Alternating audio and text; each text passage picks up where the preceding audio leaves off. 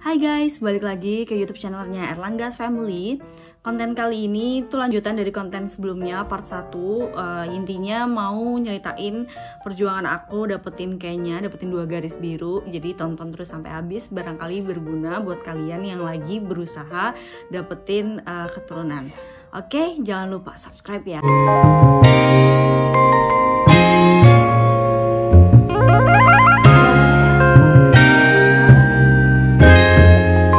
Ryan Little.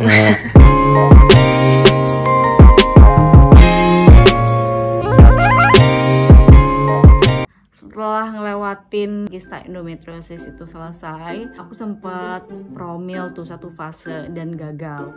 Nah, jadi setelah itu akhirnya aku dan suami mutusin lanjut ke pemeriksaan ASA. Jadi sebenarnya ASA itu apa sih?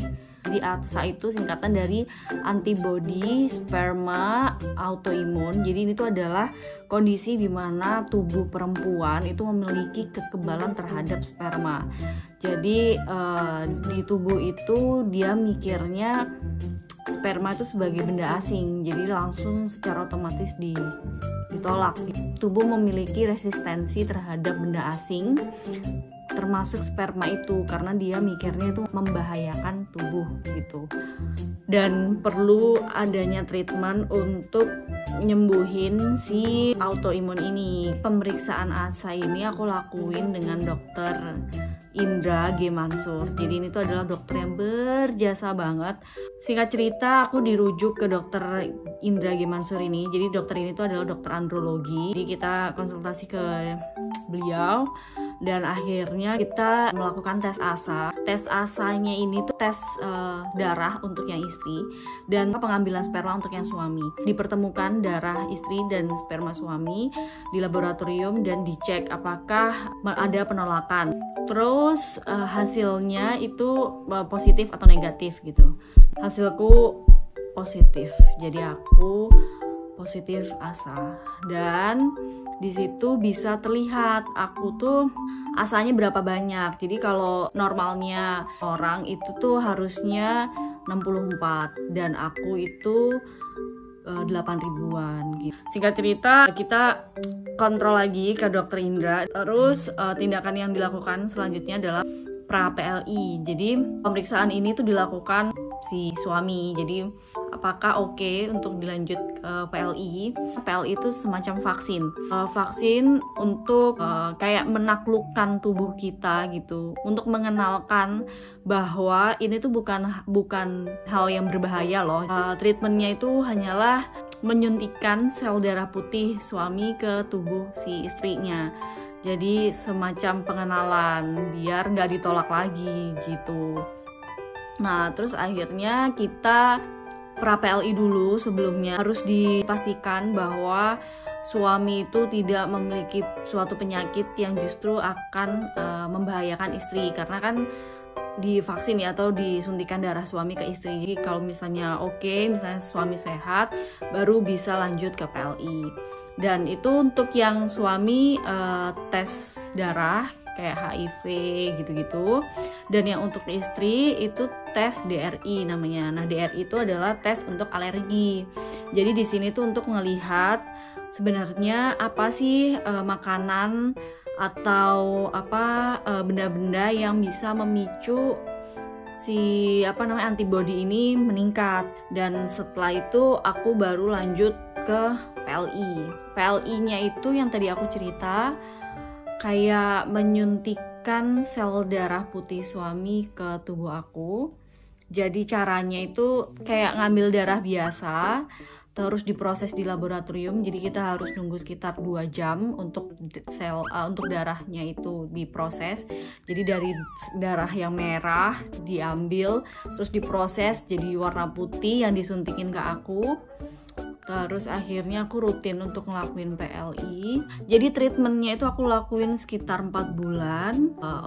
Sebelumnya juga dihimbau untuk tidak melakukan hubungan suami istri dulu, karena untuk membuat si tubuh itu tidak semakin resisten. Jadi gampangannya tubuh itu dibikin buat lengah dulu.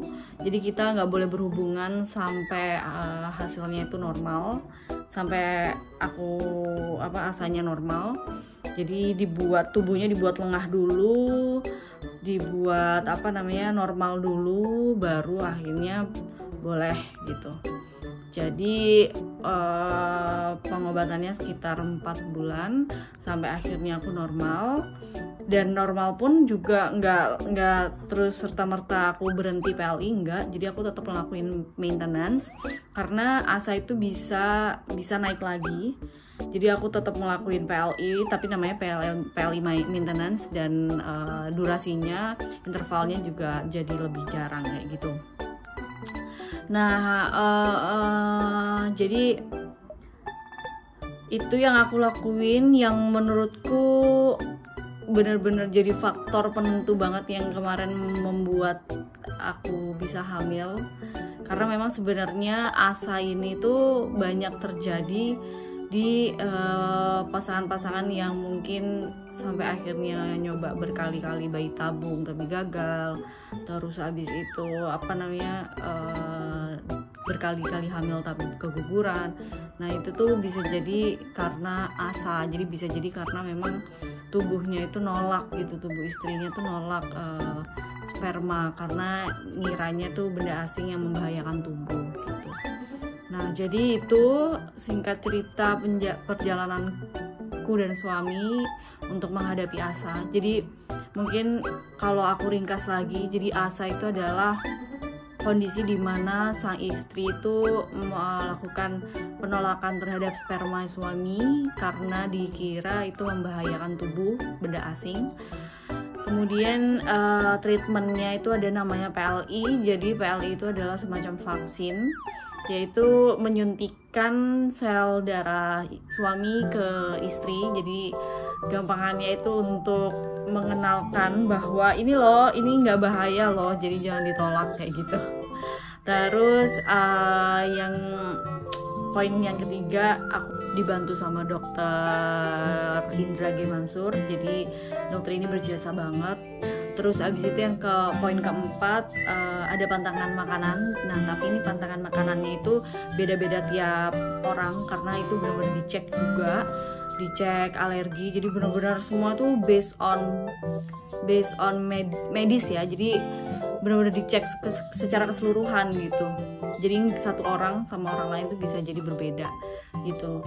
Terus habis itu poin yang kelima, aku ngelakuinnya tuh sekitar 4 bulan. Nah itu juga bisa beda-beda tergantung tingkat tinggi rendahnya si asa itu. Jadi bisa jadi lebih bentar atau lebih lama gitu. Terus poin selanjutnya, nggak boleh berhubungan dulu sebelum asanya itu sampai normal.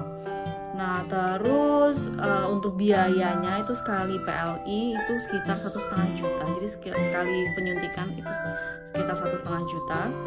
Terus habis itu untuk cek asanya itu sekitar 2 jutaan. Terus habis itu DRI-nya yang tes alergi itu juga sekitar 1.500.000, 2 jutaan. Aku agak lupa sih. Mungkin ini jalan Tuhan ya. Jadi kita tahu ini tuh dari teman kantor suamiku yang juga berhasil berjuang asa dan sekarang juga udah hamil, anaknya juga udah gede, udah batita. Jadi kita ngucapin makasih juga dari temen kantor ini, ternyata aku dan suami juga bisa berhasil dan alhamdulillah sekarang udah ada kayaknya. Jadi itu perjuanganku dan suami menghadapi asa yang mungkin agak asing banget didengar. Aku juga dulunya itu nggak pernah dengar.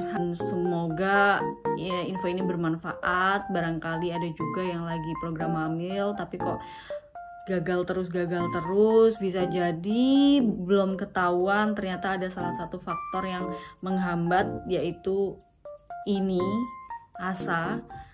Jadi semoga ini bisa menjadi info baru bisa bermanfaat. Pokoknya kalau misalnya ada pertanyaan, aku dengan sangat senang hati menjawabnya di kolom komentar. Semoga aku bisa menjawab, tapi balik lagi aku mungkin menjawabnya berdasarkan pengalaman aku, jadi aku nggak bisa ngasih tahu secara medis yang benar-benar gimana gitu, karena tiap orang juga beda-beda. Itu aja mungkin ceritaku. Semoga bermanfaat. Jangan lupa share, komen, like, dan subscribe supaya nggak ketinggalan video-video terbaru dari kita. Oke? Subscribe. Bye bye. Thanks for watching.